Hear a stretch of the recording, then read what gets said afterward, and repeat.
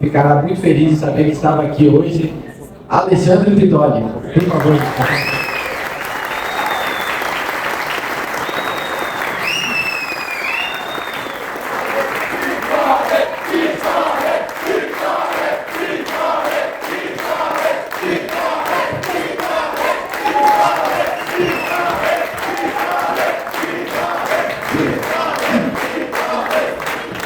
Muito obrigado.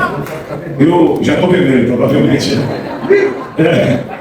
A voz está acabando. Até hoje cedo na rádio eu já comecei a ter problemas. Não sei se é uma alergia, uma gripe. Peço desculpas. Dom Bertrand, em nome do Senhor, eu inicio a minha fala. E registrada na terra de Santa Cruz, eu começo com uma oração e uma reflexão. Antes de pedir resposta, antes de pedir livramento, Jesus nos ensinou a parar e a reconhecer quem Deus é. Antes de pedir essa resposta e livramento, ou começar essa jornada falando do problema, nós precisamos entender que existe um Pai, que o reino dele é maior que o medo, e a vontade dele é melhor que a nossa. Ele está aqui, estamos reunidos em seu nome. E assim como no céu, seja aqui. Na minha reflexão, eu vou contar de uma maneira muito simplória, e peço desculpas àqueles que conhecem a Bíblia e a palavra. Vou contar do meu jeitinho, mas certamente a gente vai poder compreender onde eu quero chegar. Existe uma passagem do Antigo Testamento que lembra de uma viagem de Jacó para visitar o irmão Esaú. Me perdoem os conhecedores, eu vou tratar de um jeito muito simplório. E nessa viagem, Jacó, ele durante uma parada, uma pernoite, ele é intimado, convidado, enfim, a travar uma luta com Deus.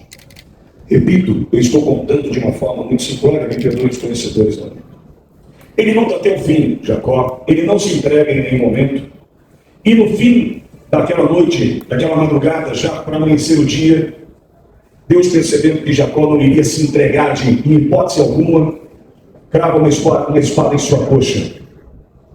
Jacó sai daquela luta derrotado e transformado.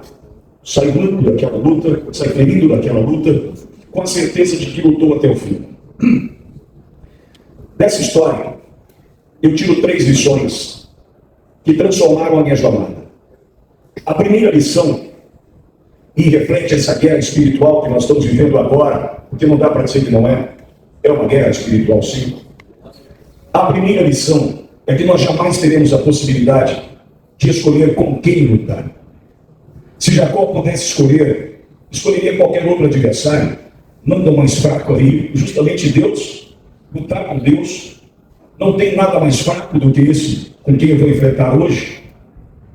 Eu faço aqui um paralelo à nossa realidade. Nesse momento do Brasil, e vejo o tamanho dos nossos opositores, o tamanho daqueles que nós estamos enfrentando, o peso de suas canetas e a repercussão de suas decisões. É contra esses que nós estamos lutando hoje. E se eu pudesse escolher, escolheria alguém bem mais fraco. A segunda lição, nós jamais teremos a oportunidade de escolher a hora de lutar. Se Jacó pudesse escolher a hora, certamente ele escolheria estar descansado, à luz do dia, junto do seu povo, da sua gente, preparado para aquela luta.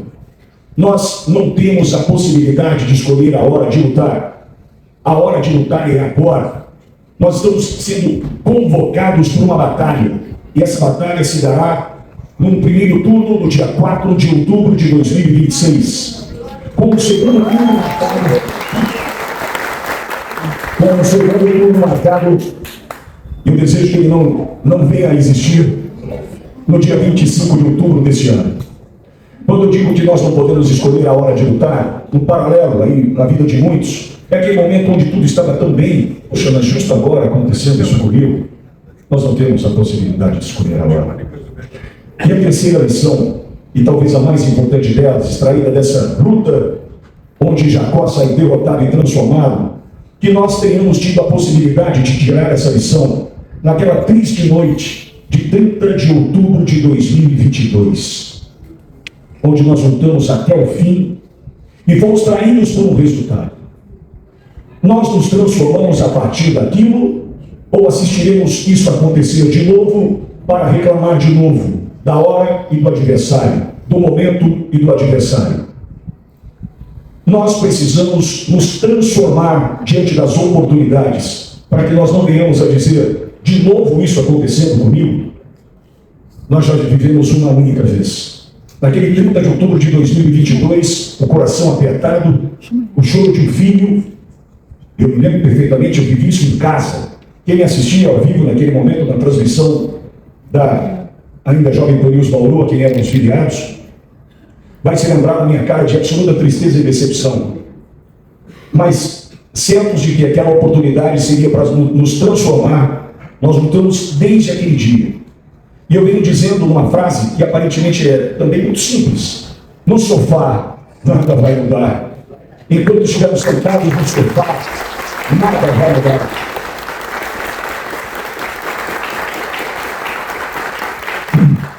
Obrigado. E que nós tenhamos a oportunidade de entender o nosso tamanho, a nossa importância nessa jornada. Conversando com o senhor Roberto aqui há pouco, ele me falava de um copo, e eu usei outro dia esse exemplo na Univeja, falando sobre um copo com água limpa. Se desse copo de água limpa eu apenas colocar uma gota de água suja, eu posso entender que daquela água eu não beberei mais.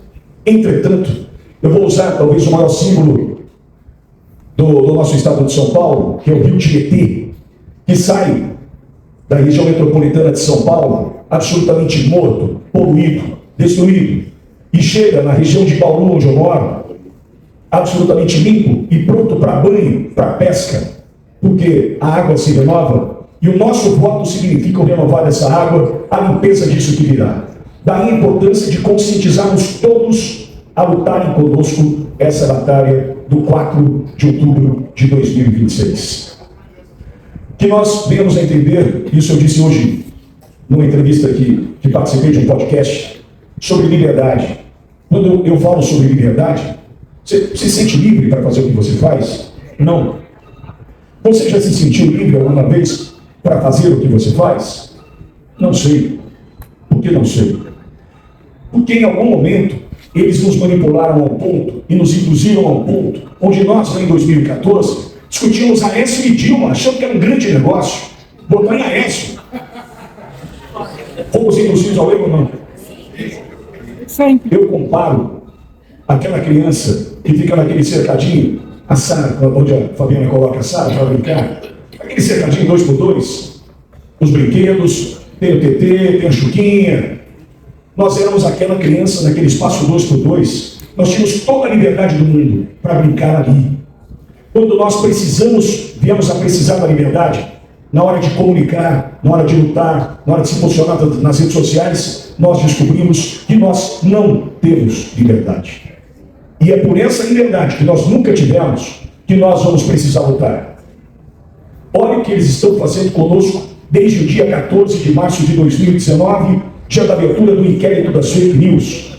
Naquele dia, ou a partir dali, eu vi amigos, jornalistas, sendo colocados dentro de um inquérito sem pé nem cabeça, diante de mais um experimento teratológico do Supremo Tribunal Federal, que rompeu e rasgou a Constituição a partir daquele 31 de agosto de 2016, quando Dilma foi empichada e Lewandowski disse: vamos manter elegível, vai que ela quer ser uma merendeira.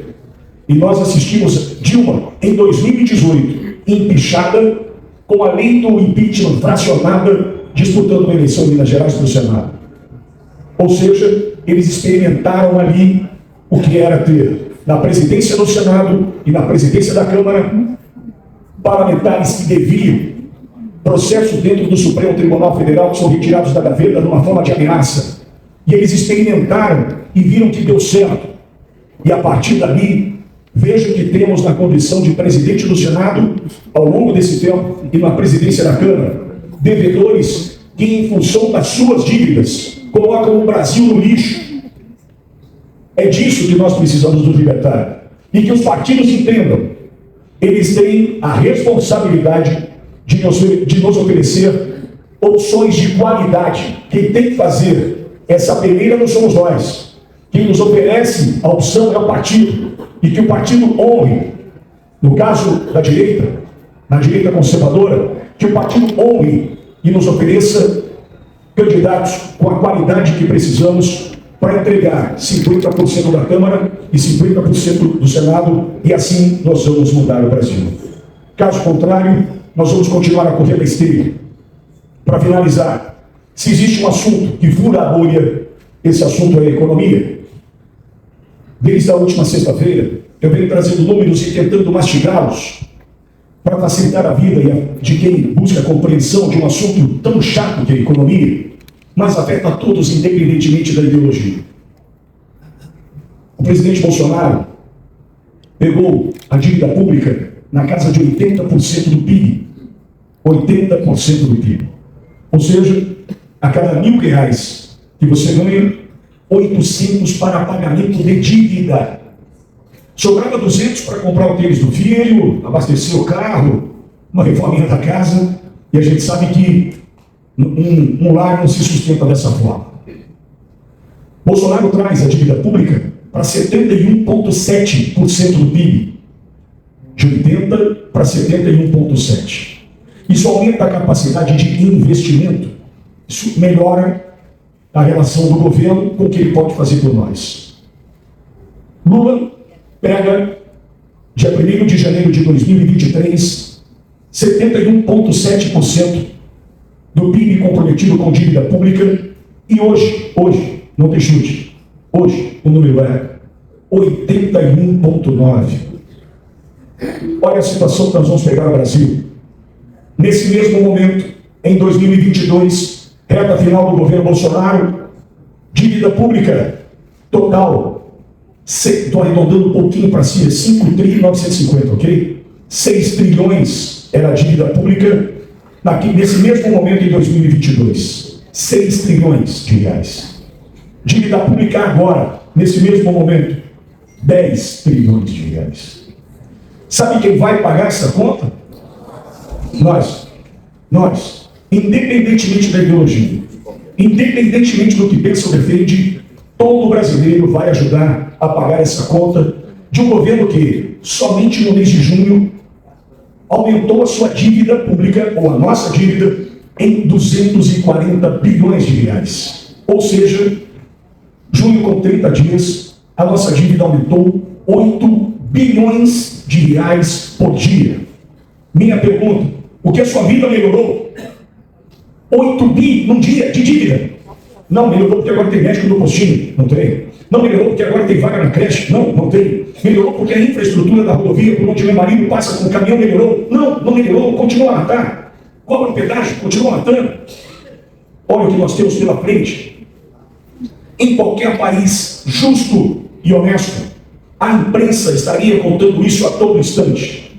Entretanto, 3,5 bilhões de reais foram usados pela Secretaria de Comunicação Institucional do Governo Federal para patrocinar, infelizmente essa é a palavra, para investir no convencimento de jornalistas, nos seus editoriais e nas matérias veiculadas por veículos de comunicação que destroem o Brasil.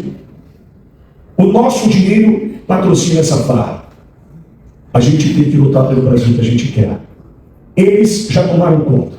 Nós precisamos honrar essa família imperial que nos trouxe até aqui. Lembrando que o que eles estão destruindo há 40 anos aproximadamente no Brasil, fazendo um recorte no processo que eles chamam de redemocratização, que começa em 1986, com a chegada de Sarney, poder, plano cruzado, enfim, pouco antes eu sei, mas vamos pegar 40 anos para facilitar a nossa compreensão desse recorte de linha do tempo. Eu não posso achar que eles vão conseguir, em 40 anos, destruir o que uma família levou séculos construindo, a partir da história que vem de Portugal, a partir das nossas raízes cristãs, a partir daquilo que nós trazemos como princípios e valores. Eu não posso acreditar que nós vamos perder para 40 anos. O solo é árido, a terra está seca e rachada, mas a semente está ali. Nós precisamos nos responsabilizar e fazer, de uma vez por todas, que esse regar venha através da informação, da conscientização e que parta de cada um de nós. E por falar em semente, eu também sempre trago uma lição que aprendi. e ela é bastante interessante, que diz o seguinte: quando você parte uma maçã, Dom Bertrand, irmão, quando você parte uma maçã, você tem a tranquilidade de contar quantas sementes ali existem.